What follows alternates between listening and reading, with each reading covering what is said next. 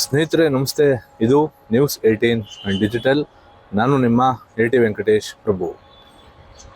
ರಾಜ್ಯ ಕಾಂಗ್ರೆಸ್ ಸರ್ಕಾರದ ಮಹತ್ವಾಕಾಂಕ್ಷೆಯ ಯೋಜನೆ, ಅದರಲ್ಲೂ ಪ್ರಮುಖವಾಗಿ ಈ ಯೋಜನೆ ಪ್ರಾರಂಭ ಆಗಬೇಕಾದ್ರೆ, ಈ ಯೋಜನೆ ಅನುಷ್ಠಾನ ಆಗಬೇಕಾದ್ರೆ ಪ್ರಮುಖವಾಗಿ ಪಾತ್ರವನ್ನು ವಹಿಸಿರ್ತಕ್ಕಂಥವ್ರು ಉಪಮುಖ್ಯಮಂತ್ರಿಗಳಾದಂತಹ DK ಶಿವಕುಮಾರ್ ಅವರು. ಯಾವುದಪ್ಪ ಯೋಜನೆ ಅಂದರೆ, ಬೆಂಗಳೂರು ದಕ್ಷಿಣ ಜಿಲ್ಲೆಯ ಬಿಡದಿ ವ್ಯಾಪ್ತಿಯಲ್ಲಿ ಏನು ನ್ಯೂ ಟೌನ್ಶಿಪ್ ಯೋಜನೆಯನ್ನು ಈಗಾಗಲೇ ಏನು ಸರ್ಕಾರ ಚಾಲನೆಯನ್ನು ಕೊಟ್ಟಿದೆ. ಈ ಒಂದು ಯೋಜನೆಗೆ ಸರಿಸುಮಾರು 20,000 ಕೋಟಿಗೂ ಹೆಚ್ಚು ಹಣ ಬೇಕಾಗ್ತದೆ ಎನ್ನುವಂತಹ ಮಾಹಿತಿ ಕೂಡ ಲಭ್ಯ ಆಗ್ತಾ ಇದೆ. ಮತ್ತೊಂದು ಕಡೆ ಏನು ಬಿಡದಿ ಭಾಗದ ಬೈರಮಂಗಲ ಹಾಗೂ ಕಂಚುಗಾರನಹಳ್ಳಿ ಪಂಚಾಯಿತಿ ವ್ಯಾಪ್ತಿಯ ಸರಿಸುಮಾರು 35ಕ್ಕೂ ಹೆಚ್ಚು ಗ್ರಾಮಗಳ ಒಂದು ಭೂಸ್ವಾಧೀನ ಪ್ರಕ್ರಿಯೆ ಕೂಡ ಈಗ ನಡೀತಾ ಇದೆ. ಇನ್ನೇನು ಕೆಲವೇ ದಿನಗಳಲ್ಲಿ ಅಂತಿಮವಾಗಿ ರೈತರ ಭೂಮಿಗಳಿಗೆ ಹಣವನ್ನು ಹಾಕಲಾಗುತ್ತೆ ಎನ್ನುವಂತಹ ಮಾಹಿತಿ ಕೂಡ ಲಭ್ಯ ಆಗ್ತಾ ಇದೆ. ಏನಪ್ಪ ಈ ಯೋಜನೆ ವಿಶೇಷ ಅಂದರೆ, ಭಾರತ ದೇಶದ ಪ್ರಥಮ AI ಸಿಟಿಯನ್ನು ನಿರ್ಮಾಣ ಮಾಡ್ತೇವೆ ಎನ್ನುವಂತಹ ಮಾತನ್ನು CM DK ಶಿವಕುಮಾರ್ ಅವರು ಈ ಹಿಂದೆ ಏನು ಬಿಡದಿ ನ್ಯೂ ಟೌನ್ಶಿಪ್ ಯೋಜನೆಯ ಒಂದು ಚಾಲನೆಯನ್ನು ಕೊಟ್ಟಂತಹ ಸಂದರ್ಭದಲ್ಲಿ ಮಾತನಾಡಿದರು. ಅದೇ ರೀತಿಯಾಗಿ ಈಗಾಗಲೇ ಎಲ್ಲ ರೀತಿಯ ರೂಪುರೇಷೆಗಳು ಕೂಡ ಈ ಯೋಜನೆಗೆ ತಯಾರಾಗಿದೆ. ಇನ್ನೇನು ಕೆಲವೇ ದಿನಗಳಲ್ಲಿ ಅಂತಿಮವಾಗಿ ಏನು ರೈತರ ಭೂಮಿಗಳನ್ನು ಸ್ವಾಧೀನ ಮಾಡ್ಕೊಂಡಿದ್ದಾರೆ, ಆ ಸ್ವಾಧೀನ ಮಾಡ್ಕೊಂಡಿರ್ತಕ್ಕಂತಹ ಭೂಮಿಗಳಿಗೆ ಏನು ಸರ್ಕಾರ ಬೆಲೆ ನಿಗದಿಯನ್ನು ಮಾಡಿದೆ, ಆ ನಿಗದಿತ ಬೆಲೆಯನ್ನು ಕೊಡುವ ಮೂಲಕ ಅಂತಿಮವಾಗಿ ಈ ಯೋಜನೆಗೆ ಚಾಲನೆಯನ್ನು ಕೊಟ್ಟಂತಾಗ್ತದೆ ಎನ್ನುವಂತಹ ಮಾತುಗಳು ಕೂಡ ಕೇಳಿಬರ್ತಾ ಇದೆ. ಇನ್ನು ಇವತ್ತು ಬಿಡದಿಯ ಹೊಸೂರು ಗ್ರಾಮದಲ್ಲಿ ಈ ಯೋಜನೆಯನ್ನು ಮಾಡಲೇಬೇಕು, ಈ ಯೋಜನೆ ಸರ್ಕಾರ ಮಾಡ್ತಾ ಇರ್ತಕ್ಕಂಥದ್ದು ಸಣ್ಣ ಮತ್ತು ಮಧ್ಯಮ ವರ್ಗದ ರೈತರ ಹಿತದೃಷ್ಟಿಗೆ ಎನ್ನುವಂತಹ ನಿಟ್ಟಿನಲ್ಲಿ ನೂರಾರು ಜನ ಈ ಭಾಗದ ರೈತರು, ಮುಖಂಡರು ಸುದ್ದಿಗೋಷ್ಠಿಯನ್ನು ಮಾಡುವ ಮೂಲಕ ಸರ್ಕಾರದ ಈ ಯೋಜನೆಗೆ ಬೆಂಬಲವನ್ನು ವ್ಯಕ್ತಪಡಿಸಿದ್ದಾರೆ. ನಾವು ಯಾವುದೇ ರೈತರನ್ನ ಮನೆ ಮನೆಗೆ ಹೋಗಿ ಕರೆದಿಲ್ಲ, ಒಂದು ರೈತರ ಸಭೆಯನ್ನು ಆಯೋಜನೆ ಮಾಡಿದ್ದೀವಿ ಅಂತ ವಿಷಯ ಮುಟ್ಟಿಸಿದಾಗ ಇಲ್ಲಿ ಬಂದಿರತಕ್ಕಂಥ ಎಲ್ಲ ರೈತರು ಕೂಡ ವಾಲಂಟಿಯರ್ ಬಂದಿರತಕ್ಕಂಥ ರೈತರು. ನಾವು ಯಾರನ್ನೂ ಕೂಡ ರೈತರನ್ನು ಪ್ರಚೋದನೆ ಮಾಡಿ ಕರ್ಕೊಂಡು ಬಂದಿಲ್ಲ. ಏನು ಈ ಭೂಸ್ವಾಧೀನ ಪ್ರಕ್ರಿಯೆ ಅನ್ನೋದು ನಿಮ್ಮ ಮಾಧ್ಯಮದವರೆಗೂ ಕೂಡ ಒಂದು ತುಂಬ ಹಳೆಯ ವಿಚಾರ ಆಗ್ಬಿಟ್ಟಿದೆ. ಇದು ಸುಮಾರು 20 ವರ್ಷದಲ್ಲಿ ಶುರುವಾದಂಥ ಈ ಒಂದು ಭೂಸ್ವಾಧೀನ ಪ್ರಕ್ರಿಯೆ ನಮ್ಗೆ ಇಲ್ಲಿ ತನಕ ಮುಕ್ತಿ ಕೊಟ್ಟಿಲ್ಲ. 2006ರಲ್ಲಿ ಕುಮಾರಸ್ವಾಮಿ ಅವರು ಶುರು ಮಾಡಿದಂಥ ಭೂಸ್ವಾಧೀನ ಪ್ರಕ್ರಿಯೆಗೆ ನಾನಾ ರೀತಿಯ ಸರ್ಕಾರಗಳು ಬಂದು, BJP ಗೌರ್ಮೆಂಟ್ ಬಂತು, ಮತ್ತು ಕಾಂಗ್ರೆಸ್ ಬಂತು, ಮತ್ತು ಕುಮಾರಸ್ವಾಮಿ ಮುಖ್ಯಮಂತ್ರಿ ಆದರು. ಈ ಒಂದು ಯೋಜನೆನ ಶುರು ಮಾಡಿದಂಥ ಕುಮಾರಸ್ವಾಮಿ ಅವರು ಮತ್ತೆ ಮುಖ್ಯಮಂತ್ರಿ ಆದರು 2019ರಲ್ಲಿ. ಅಲ್ಲಿಂದ ಇಲ್ಲಿ ತನಕ ಈ ಪ್ರಕ್ರಿಯೆ ಯಾವ ರೀತಿ ನಡೆದು ಬಂದಿದೆ, ಏನಾಗಿದೆ ಅಂತ ಎಲ್ಲ ವಿಚಾರನೂ ಗೊತ್ತಿರ್ತಕ್ಕಂಥ ವಿಚಾರನೇ ಇದು. ಪ್ರತಿಯೊಂದು ಹಂತದಲ್ಲೂ ಯಾರೂ ಕೂಡ ಇದನ್ನು ಯಾರು ಶುರು ಮಾಡಿದ್ರು, ಏನಾಯಿತು ಅಂತ ಅಲ್ಲಿಂದ ಇಲ್ಲಿ ತನಕ ಯಾವ ರೈತ ಬಂದವರು ಕೂಡ ಒಂದು ಹೋರಾಟ ಮಾಡಿಲ್ಲ. ಇದನ್ನು ವಿರೋಧಿಸಿ ಒಂದು ಹೋರಾಟ ಮಾಡಿಲ್ಲ.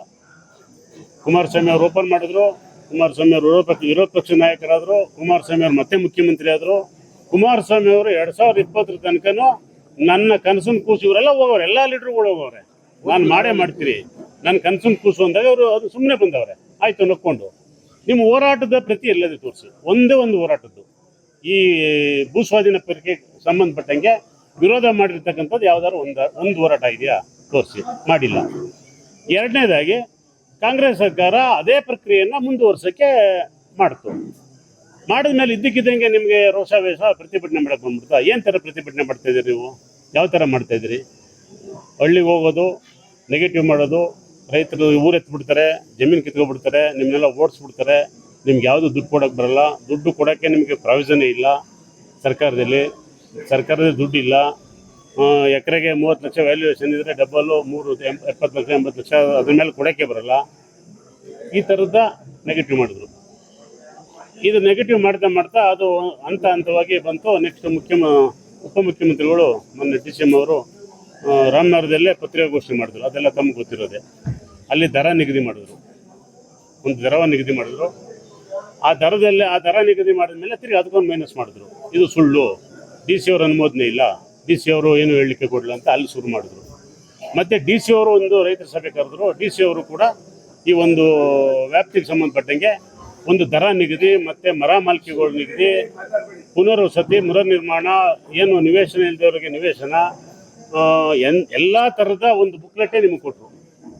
ತಿರುಗಿ ಅದು ಕೊಟ್ಟ ಮೇಲೆ ಇದು ಸುಳ್ಳು, ನಿಮಗೆ ಸರ್ಕಾರದಲ್ಲಿ ಇದಿಲ್ಲ, ಸರ್ಕಾರದಲ್ಲಿ ಅಧಿಕೃತವಾದ ಯಾವುದೇ ಮಾಹಿತಿ ಇಲ್ಲ, ಇದು ಸುಳ್ಳು ಅಂತ ಶುರು ಮಾಡಿದ್ರು. ಸರ್ಕಾರದ ಲೆವೆಲಲ್ಲಿ, ಕ್ಯಾಬಿನೆಟ್ ಲೆವೆಲಲ್ಲೂ ಕೂಡ ಇದು ಅನುಮೋದನೆ ಆಯಿತು. ಅನುಮೋದನೆಯಾಗಿ ಜೀವನೂ ಕೂಡ ಆಯ್ತಲ್ವಾ. ಈ ಜೀವ ಆದಮೇಲೆ ಮತ್ತೆ ಹಳ್ಳಿಗಳಿಗೆ ಹೋಗೋದು, ಕೊಡಕ್ಕೆ ಬರಲ್ಲ, ಸುಳ್ಳು, ಯಾವುದು ಸುಳ್ಳು, ಏನೂ ಇಲ್ಲ, ಇದೆಲ್ಲ ಸುಳ್ಳು ಮಾಹಿತಿ. ಜೀವ ಪ್ರತಿಯೊಂದು ಹಂತವಾಗಿ ಎಲ್ಲಕ್ಕೂ ಆಗಿದೆ ಸರ್ಕಾರದ ಆದೇಶ. ಇದನ್ನು ಸುಳ್ಳು ಅನ್ನೋದು. ಇದು ಸುಳ್ಳು ಅನ್ನೋದು ಅರ್ಥ, ನೀವು ಜಮೀನು ಅಕ್ವೈರ್ ಹೋರಾಟ ಜಮೀನು ಭೂಸ್ವಾಧೀನ ಬೇಡ ಅಂತ ಹೋರಾಟ ಮಾಡ್ತಾ ಇದ್ರು, ಇಲ್ಲ ಯಾವುದು ರಿಯಲ್ ಎಸ್ಟೇಟ್ ದಂಧೆಗೆ ಹೋರಾಟ ಮಾಡ್ತಿದ್ರು, ಅದನ್ನು ಕ್ಲಿಯರ್ ಮಾಡಿ ಫಸ್ಟು. ಯಾವುದಾದ್ರೂ ಒಂದು ಒಳ್ಳೆ ಕೆಲಸ ಮಾಡ್ಬೇಕಾದ್ರೆ ಪರ ವಿರೋಧ ಇದ್ದಿದೆ, ಕೆಲವು ವಿರೋಧ ಮಾಡ್ತಾ ಇದ್ದಾರೆ. ಆದರೆ ಮೆಜಾರಿಟಿ ಜನ ಪರವಾಗಿದ್ದಾರೆ. ಮೆಜಾರಿಟಿ ಇರ್ತಕ್ಕಂಥದ್ದನ್ನ ಕನ್ಸಿಡರ್ ಮಾಡ್ಬೇಕು, ಅದನ್ನ ಕನ್ಸಿಡರ್ ಮಾಡ್ತಾರೆ. ಆಗೋಗೈತೆ ಎಲ್ಲ, ಇನ್ನೇನು ಅಂತಿಮವಾದಂಥ ತೀರ್ಪು ಕೂಡ ಬಂದಿದೆ. ಈಗ ಹಣವನ್ನ ಪಾವತಿ ಮಾಡ್ಬೇಕಷ್ಟೇ ರೈತರಿಗೆ. ಹಣ ಮತ್ತೆ ಇದು ಮಾಲ್ಕಿ ಮರಗಿಡಗಳಿಗೆ ದುಡ್ಡು ಕೊಡ್ತಕ್ಕಂಥ ಕೆಲಸ ಆಗಬೇಕು, ಅದನ್ನ ಮಾಡ್ತಾ ಇದ್ದಾರೆ. ಏನು ಈ ಯೋಜನೆ ಇವತ್ತಿನ ಯೋಜನೆ ಇಲ್ಲ, ಹೊಸ ಯೋಜನೆ ಇಲ್ಲ. 2006ರಲ್ಲಿ ಅಂದಿನ ಮುಖ್ಯಮಂತ್ರಿ ಆದಂತಹ ಕುಮಾರಸ್ವಾಮಿಯವರು ಈ ಯೋಜನೆಯನ್ನು ಜಾರಿ ಮಾಡಲಿಕ್ಕೆ ಮುಂದಾಗಿದ್ದರು. ಆದರೆ ಅಷ್ಟರಲ್ಲಿ ಅವರ ಸರ್ಕಾರ ಅಧಿಕಾರವನ್ನು ಕಳೆದುಕೊಳ್ತು. ಅಲ್ಲಿಂದ ಇಲ್ಲಿವರೆಗೂ ಕೂಡ ರೈತರ ಭೂಮಿಗಳು ರೆಡ್ ಝೋನ್ ಆಗಿತ್ತು. ಯಾವುದೇ ಒಂದು ಅಭಿವೃದ್ಧಿ ಕೂಡ ಮಾಡಲಿಕ್ಕಾಗಿರಲಿಲ್ಲ.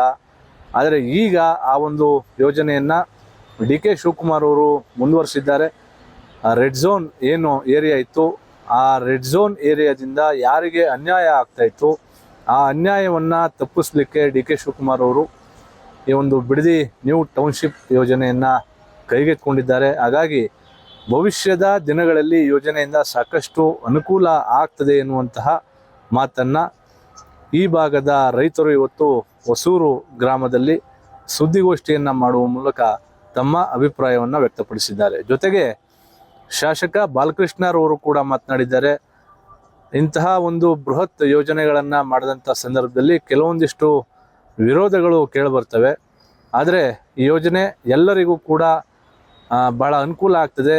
80% ರೈತರು ಯೋಜನೆಯನ್ನು ಒಪ್ಪಿದ್ದಾರೆ ಎನ್ನುವಂತಹ ಮಾತನ್ನು ಕೂಡ ಹೇಳಿದ್ದಾರೆ. ಹಾಗಾಗಿ ಭವಿಷ್ಯದ ದಿನಗಳಲ್ಲಿ ಬಿಡದಿ ನ್ಯೂ ಟೌನ್ಶಿಪ್ ಯೋಜನೆ ಯಾವ ಹಂತವನ್ನ ತಲುಪಲಿದೆ ಎಂಬುದನ್ನು ಕಾದು ನೋಡಬೇಕಾಗಿದೆ. ನಿರ್ಭೀತ, ನಿಷ್ಪಕ್ಷಪಾತ, ವಿಶ್ವಾಸಾರ್ಹ ಸುದ್ದಿಗಳಿಗೆ ಮತ್ತೊಂದು ಹೆಸರಾಗಿರೋ ನ್ಯೂಸ್ 18 ಕನ್ನಡ ಈಗ ಆಪ್ನಲ್ಲೂ ಲಭ್ಯ ಇದೆ. ದಯವಿಟ್ಟು ಇಲ್ಲಿರೋ QR ಕೋಡ್ ಅನ್ನು ಸ್ಕ್ಯಾನ್ ಮಾಡಿಕೊಂಡು ಆಪ್ ಡೌನ್ಲೋಡ್ ಮಾಡೋದಕ್ಕೆ ಮರಿಬೇಡಿ. ನಿಮ್ಮ ಬೆಂಬಲ ಹೀಗೆ ಸದಾ ನಮ್ಮೊಂದಿಗಿರಲಿ. ಧನ್ಯವಾದ.